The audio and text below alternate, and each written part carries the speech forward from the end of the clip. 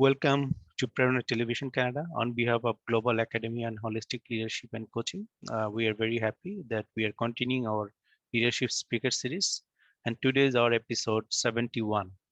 And today we'll be discussing leadership styles. There will be a couple of things that we'll be discussing today, which is leaders' perspective, leading under different scenarios, and leaders' engagement. As you know, Prerona Television Canada and Global Academy of Holistic Leadership has been conducting these sessions more than a year. And we have started this session to provide our knowledge and expertise with you so that we can develop the leadership skill. As in a pandemic, we do have a lot of challenges, and we do believe that we need to develop our leadership skill.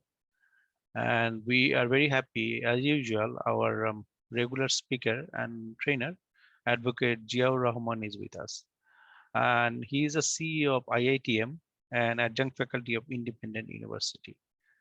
He has a lot of experience in academia and in industry. He will be sharing with you his experience and his thoughts on leadership styles.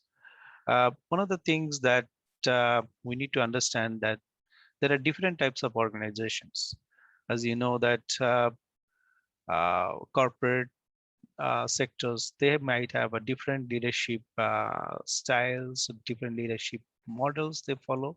There are also not-profit organizations. They are also having different leadership styles or different leadership perspective.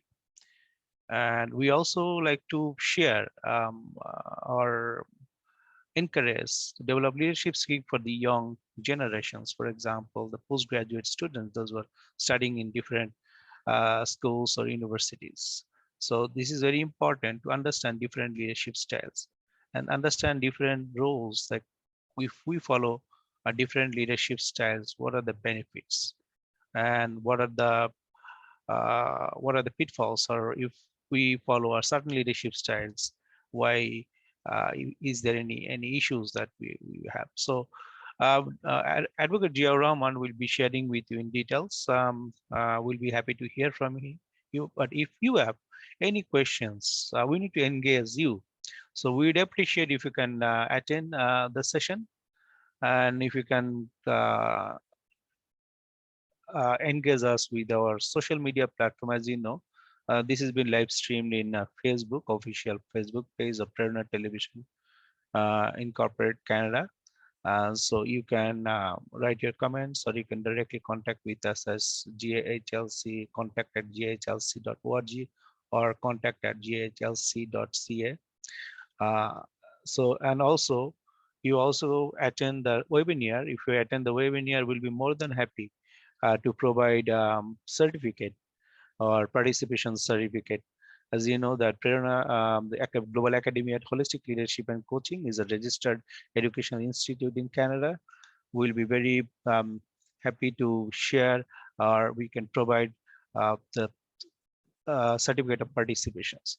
So I now welcome Advocate Ziaur Rahman to share his thoughts on leadership style and start his presentation. Thank you very much, Advocate Ziaur Rahman. You can continue.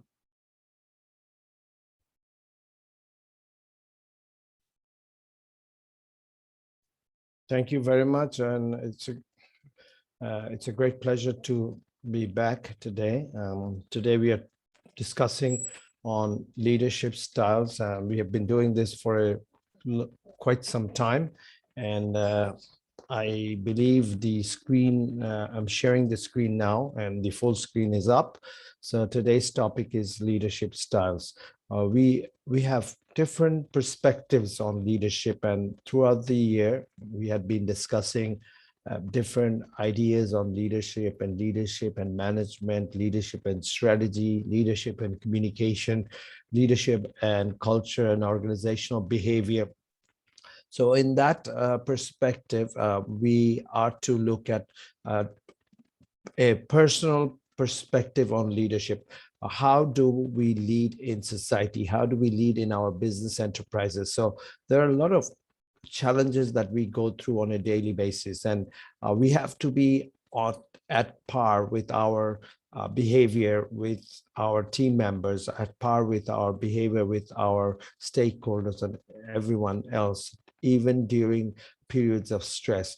And also in terms of periods of rapid growth, leadership is very much essential. So leadership is something that you are to use it on a daily basis. You can't say that I don't want to lead in the next few days. Others take leadership and I will relax.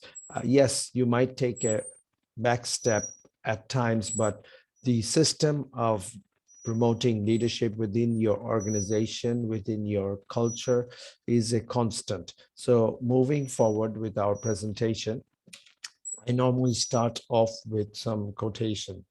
So today we have a quotation from Miles Monroe. Uh, says, great leaders do not desire to lead, but to serve. This is a very powerful statement from the perspective of our own leadership design.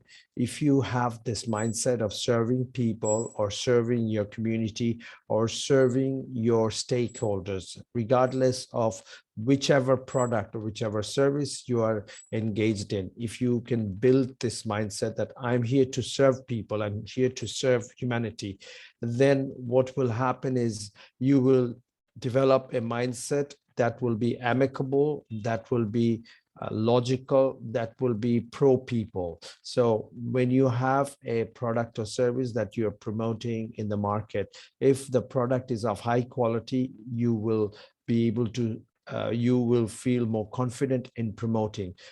To say it in a different way, you will only promote products and services which will serve humanity, which will serve your community. So everything that you will do or every action that you will take around yourself would actually be in bringing out more service out into the market. For example, I'm into Rotary, and we mentioned of the idea of service above self. So the whole point of proper leadership is bringing yourself and the people around you to serve humanity. So that's why this is a very powerful quotation.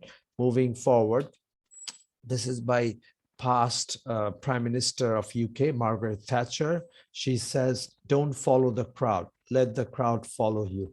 Again, this is an interesting quote.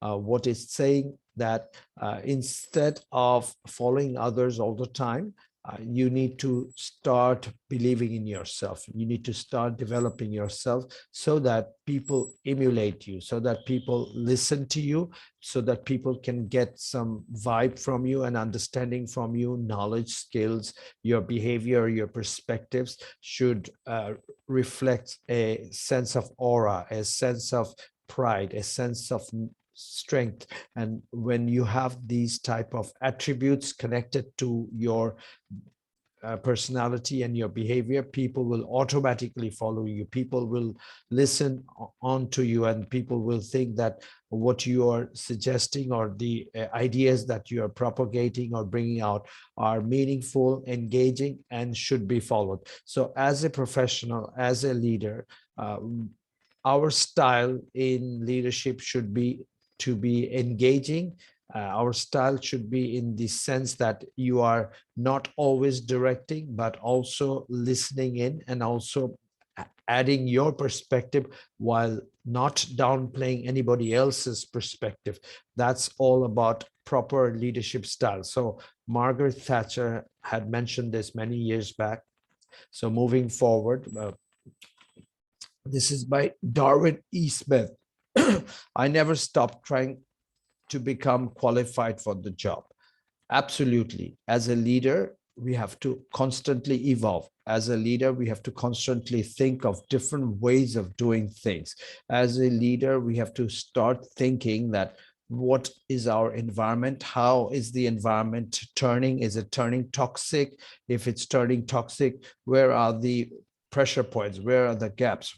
What is going wrong? How do I address those issues? So you should be an evolving person, always trying to better yourself. You want to create a better self next day and next day. So looking at your own personal behavior, looking at your own perspective in how you are handling a certain situation or a conflict situation?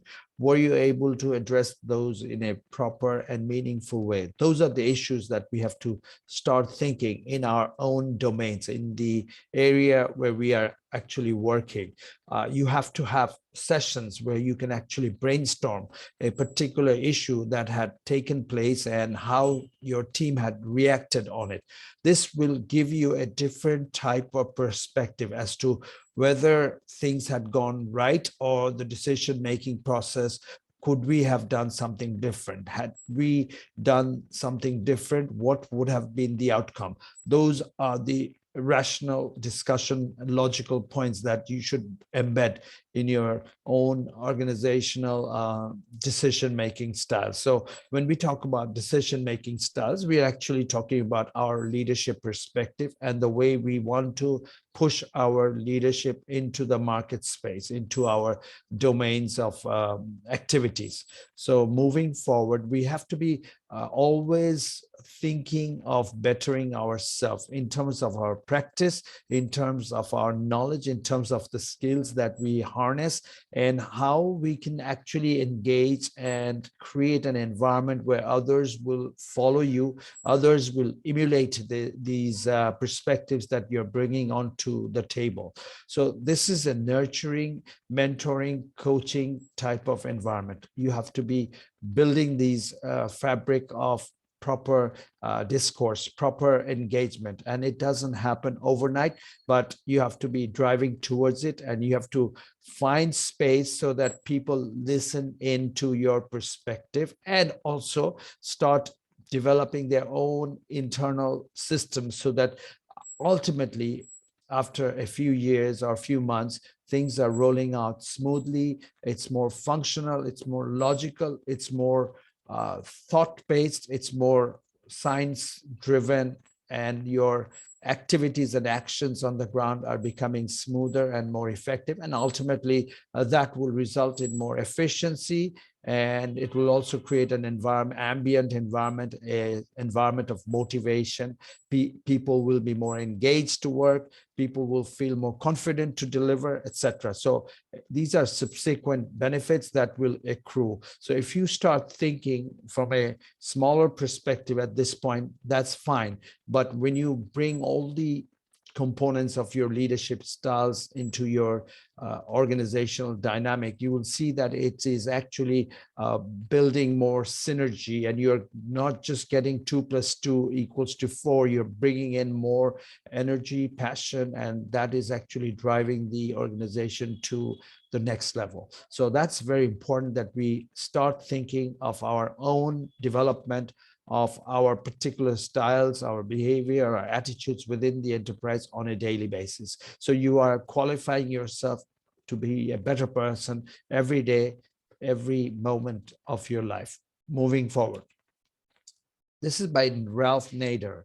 I start with the premise that the function of leadership is to produce more leaders, not more followers.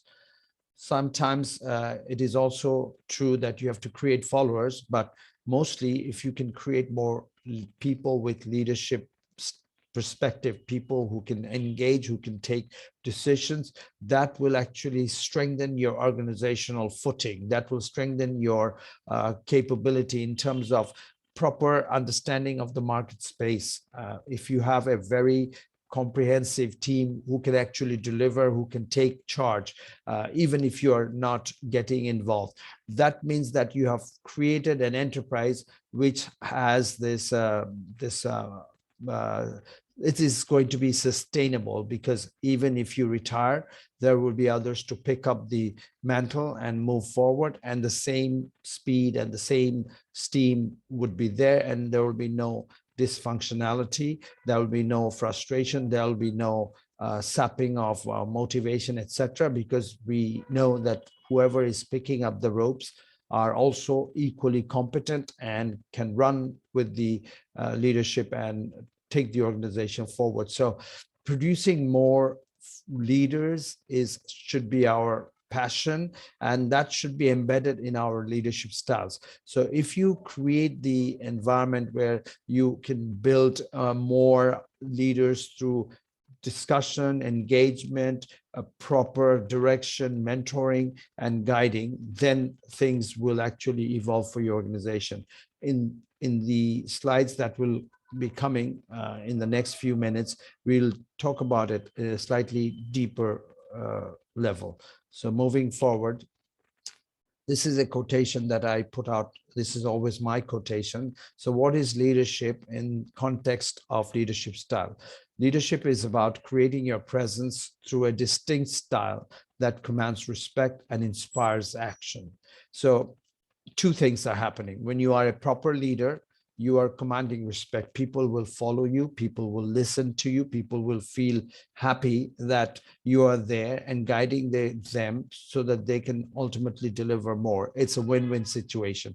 And it will also motivate you. You will also feel that I have the energy and passion to do more, because there are people, or there are a set of people, or at least one person who is overseeing me, who can pull me up if there is a gap, who can guide me, who can push me to move towards higher heights of performance, etc. So my mindset will be positive, I'll be passionate, and my performance will be significantly better. So that's all about leadership. If you can create that ambient environment where you can inspire action and command respect, then you are moving in the right direction, and your leadership style is perhaps being actively pursued by others as well who are following you. Moving forward, this is a graph. This is a basic idea of a theory. So I'll not go too deep into the theory, but I'll just pick on a few things from here. So if you look at the structure here, you have 4 boxes, and on the bottom box, it's in green, it says delegating. In the top left box, it says supporting. In the top right box, it says coaching, and in the bottom right box, it says directing. And in another set of boxes in the bottom, you have D4, D3, D2, D1, and these are actually development levels. So when you are actually engaging in proper leadership design, this is more academic, and when we deal with academic discussion, we go deep into these. So we will not go very deep, but all I would like to say is that when you have high competence and you are very committed, high competence as a human being, and you are very committed, then you can actually delegate work to your team members, saying that, okay, you are responsible for this department, or you're responsible for these activities. So if you understand your team well, that's something that you have to be very careful on. So at that point, you can delegate. So if the people have high commitment to some activity and they are high competence, then you can delegate, and you can expect something really, really good. So on the D3, we just completed D4. On the D3, moderate to high competence, variable commitment, and that is something where you're dealing with on the supporting side, on the top left box. So when people have moderate competence to high competence and some commitment, but sometimes it's sapping, it's ebbing. In that case, you have to be a supporting manager. You have to be a supporting leader. You have to lead and also let others lead at the same time. So sometimes you will go and engage and get involved, but at other times, and most often, you will allow others to lead. It's slightly less than delegating. In delegation, you are really no more in the equation. You are expecting them to deliver because they are high competence and they have high commitment. But in this case, both are slightly less. You have reasonably good competence to high competence, but your commitment is a little bit lower. So in that case, you have to engage your energy and your support into the team as a leader. So moving to the D2 at the bottom, low to some competence and low commitment. At that point, you are actually going to be teaching these people, coaching these people, telling them what to do in a reasonable manner, picking them up, basically. Maybe the people who are quite smart, but they are new to the organization. In that case, a level of coaching should be embedded in your leadership style. So coaching, talking to them, bringing them to your table, having a discussion, and then going forward. Constant feedback and check process should be there. In that case, they will not feel they are out into the cold and into an open ocean without any destination. They will always feel that there is someone out there guiding them, nurturing them, motivating them, etc. So in that perspective, slowly they will probably be they will come into the supporting role, and then ultimately the whole perspective of really doing well would come through the delegation model. So coaching would be an avenue for these people, moving from a perspective of not completely focusing on directing them, but somewhat directing them when the time is needed. Then the next model is the directional model. Here the competence is low and high, but there is a commitment there, reasonably high commitment. So when you have these type of people, you are giving them assignments, you're telling them what to do, because they can do the things, but they need a structured guidance at all times. These are the people who are may not be very good in leadership in the future, but they might be a subject matter specialist. So you need these type of people in your organization, but you want to be guiding them and directing them almost on a daily or weekly basis, so that you can get the job output from these people. And this is true for not only your organization or a business house, it's also true for your societal activities, your community work, your political activities. You will probably see people are falling into these 4 buckets, and based on these 4 levels of people, or 4 attributes that people may have, you have to design your leadership style. So moving forward, this is your leadership perspective and your presence amongst your people. So what is it that you actually will have to do in order to build a premise and build a structure where leadership is flowing smoothly, and you are leading and others are leading with you, sometimes following, and sometimes taking their own actions to lead.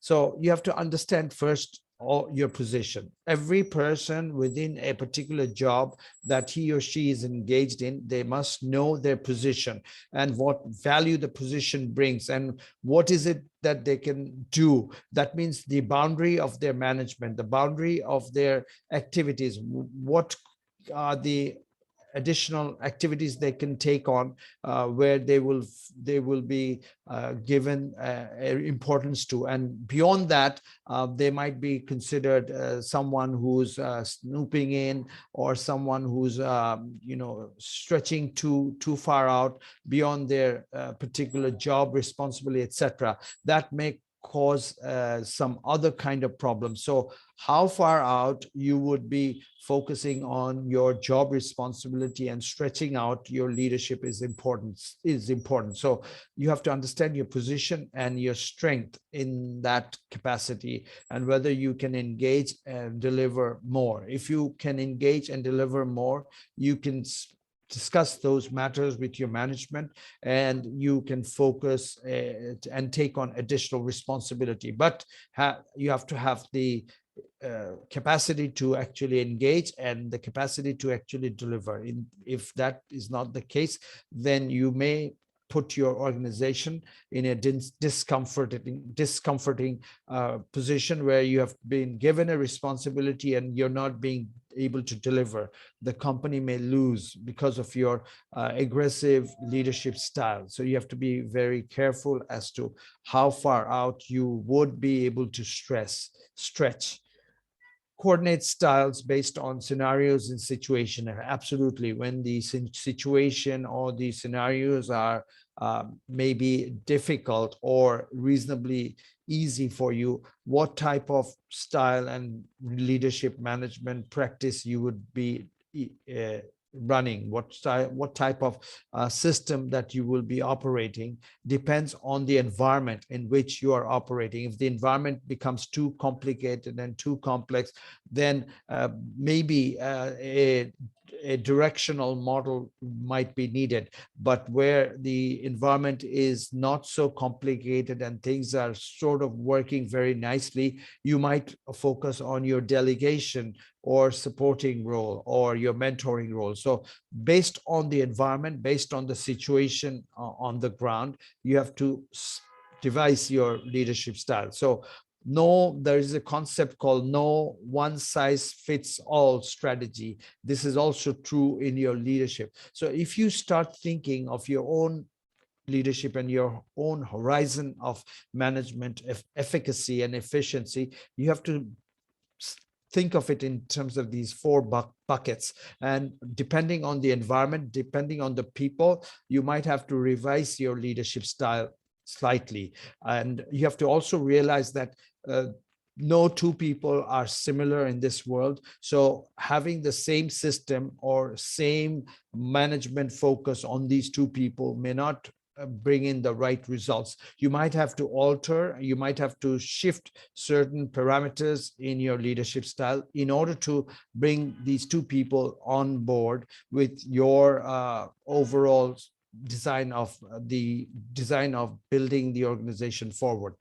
Deploy leadership that fits the circumstances. We had actually discussed it in the previous topic. So basically, you have to fit your leadership based on the environment, based on the people whom you're managing. So we talk about people management quite a bit in leadership design. And unless you understand the management system of the people or what ticks in the environment and how you can bring these people to come on board with your mindset or your vision. If you're the CEO of an organization, obviously your vision has to be properly articulated and properly transferred into the mindset of all the other people who are working with you. So that is an engagement in itself. So you have to start thinking and reflect on the way to fit your mindset, your thought process, your vision with the leadership circumstances or the people circumstances that are out there. If you're too overpowering or too domineering, then it might backfire. If you're too soft, then it might backfire as well. So finding the right level is absolutely essential. So fitting with the circumstances is a very important component of a proper leader. Leader is motivation for organizational change. This has to be constant. You have to be self-motivated to begin with. If you're confident about yourself, if you're confident about the role you're playing in your organization and how you're pushing forward with your own mindset would be very important. And at the same time, if you want to transform an organization and move the organization from one perspective or one level to the next level, you have to be pushing forward with the organizational change through motivation, through showing the roads, through properly articulating your vision. And that also deals with your leadership style, and how you roll out your leadership style makes it all the more better. So if you are rolling out your leadership style based on a particular perspective and which is engaging and which is bringing in a level of commitment from your people, then by all means carry on. But always remember that when circumstances change and systems of operation become too large or too complicated, so to speak, because the variables or the endogenous or exogenous variables that are out there are changing, then you have to alter your style at the same time. So as a professional, as a leader, we have to keep this in mind, that I have to evolve on a daily basis, on a weekly basis, of my way of communicating, my way of dealing with situation, my way of handling circumstances. So in an organizational change point of view, my leadership has to be a fluid leadership, a leadership that will take the shape of the circumstances, be in a position to deliver based on the changes in circumstances. That should be our focus. So moving forward, how are we engaged is important. My own particular engagement in the design of the future state of my organization, and how am I engaged in bringing my people with the vision that I have or we have articulated, and are they in line? That's important. So you have to balance and weigh in with competence. This is another subject we'll discuss in detail in future, where how to push leadership based on competence. If you have very competent team, then you will design your leadership style or your leadership practice in a slightly different way.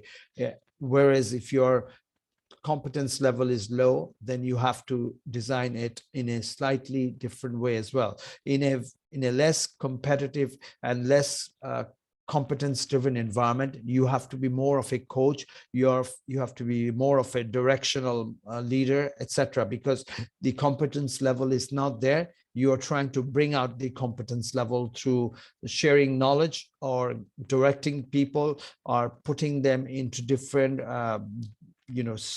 pushing them into different areas so that they can harness knowledge, they can pick up the tools of the trade, and they can deliver better. So you have to be able to balance these issues. Assess capability and design roles of staff, which is also in connection with the competence level. Your staff's capacity in terms of their ability to concentrate, in terms of their ability of knowledge, in terms of their skills, in terms of their ability to work in large teams, etc., are to be considered. You will notice that there are people in this world who are very competent when they are working in smaller teams, whereas when you put them into a larger team, somehow things don't work out as effectively or as efficiently when they were in the smaller team. So you have to design your system or your business ecosystem in such a way so that you can harness the strength and capacity and capability of all the people who are working with you. So you have to understand what triggers them, what are the points that can actually push them in the right direction. Those are the issues that you have to be constantly worrying and constantly thinking, and accordingly you have to design their roles based on their overall capacity. Promote communication clarity. This is important. If you don't have a proper communication system in place, then you will lose people. They might not come and tell you, but in their own minds, they might think that, am I doing the right thing? Am I in the right direction? Or am I lost? So they might have a negative perspective going in their heads, although they may not show it, but it will be seen in their body language. It will be seen in their performance. Slowly the performance will fall. So the organizational clarity as to why I matter in this organization, how am I contributing, and what is it that I need to do to actually up my skills and my capacity to be a more engaging person, a more engaging human resource person for the organization. Those are the clarity issues that have to be communicated at all times. So when we talk about the mentoring process or directional process, we are actually sharing more thoughts, sharing more perspective, guiding them more often, and that will actually enhance the organizational clarity, and the person will slowly evolve into somebody of high competence and high commitment. Accept new ideas. It's a change perspective. As a leader, we have to always be open to getting new field, open to new ideas. You may not take all ideas, but you have to be able to listen. So your listening radar skills have to be up. If you want to have a good leadership style, this is fundamental. I have to listen to my people. You have to start thinking on a daily basis. Am I listening to my people? Am I reflecting on the thoughts that they have conveyed to me? Are they rational? What can I do slightly different given their perspectives? it is also important that sometimes you don't listen from your audience or your surrounding, because you are so firmly committed that the way you are moving forward is the right way. Those moments will be there, and sometimes you have to be absolutely resolutely gung-ho on your own way and your own way forward. That is truly an inspirational perspective and a person who would be transformational leader. That's true. But while I say this, you also have to have your system of your logical systems up, so that you might be hitting on some obstacle that you have not paid attention to. But if somebody comes and tells you that these are the issues that will come up, that will pop up, and that will have a negative consequence for you in the coming days in the way you are approaching this problem, obviously you have to be able to quickly address those issues and restructure or recalibrate your operational plan. That will be a better perspective as a leader. Otherwise, you will be losing money, because you will go into that obstacle. You will have to step back. Time will be consumed and money will be consumed. So, and because of time and money, your organizational energy and passion will also fall slightly or significantly, depending on the circumstances. So you want to be able to engage the mindset of others through accepting ideas, while you at certain times might not take these ideas and push forward with your own particular vision, because you feel the decision or the vision that you have set for the organization is the most appropriate vision. That those are moments of truth. They will come to you, but that will not be on a 24/7 kind of environment. On a 24/7 kind of environment, you have to listen to your people, rethink your strategy, and then move forward. And the last but not the least, passion is something which is going to transform an organization. Even efficiency can be trumped by passion. If you have great passion, things move. If you have great passion, you can move mountains. So we have to be very, very much passionate in the activities that we do within our organization. And if you're passionately moving forward and always constantly evolving and learning, then ultimately you have a organization which is going to run most effectively, and that organization will overtake other organizations which are running on mundane day-to-day mindset and activities. So you are out there running your horse in a much faster manner while driving them in the right direction. So moving forward, I'm at the end of my session, and today's million-dollar question is, can the same person be able to fit into different leadership styles in different situations? Technically, it's hard, but practically, or from a very rational point of view, that should be the whole perspective.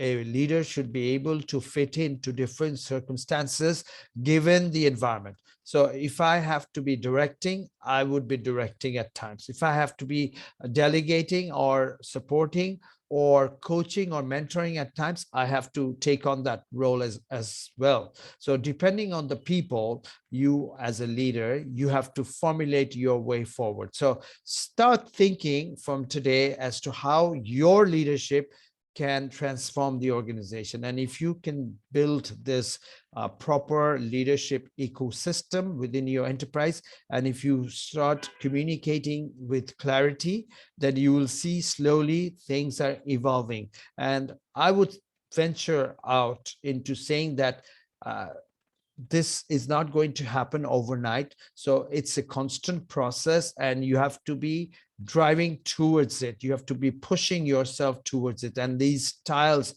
will slowly be part of your own personal ecosystem. So if you have these systems in place in operational practice, ultimately you will be a better leader, and others will learn from you, and they will also be self-dependent, and they will also have a higher level of competence, and ultimately competence will lead to a higher level of commitment as well. Although we cannot say that for sure, but obviously when you are highly competent and you're doing things in the right way, you will feel committed to the work that you're doing, and that will be seen into the environment in which you're working. So with this, I would be finishing off my session for this week. I'm Advocate Ziaur Rahman. I'm the CEO of IITM and adjunct faculty with IUB, and I'm also the chairman of Shubandhan Development MCS Limited. Thank you very much, and back to you, Edward Provemondo.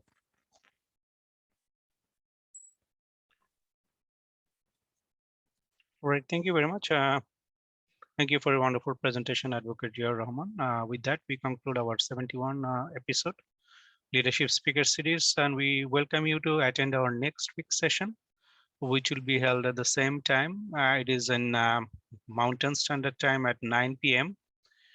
and Eastern Standard Time at 11 p.m. And in Bangladesh Standard Time is 10 a.m.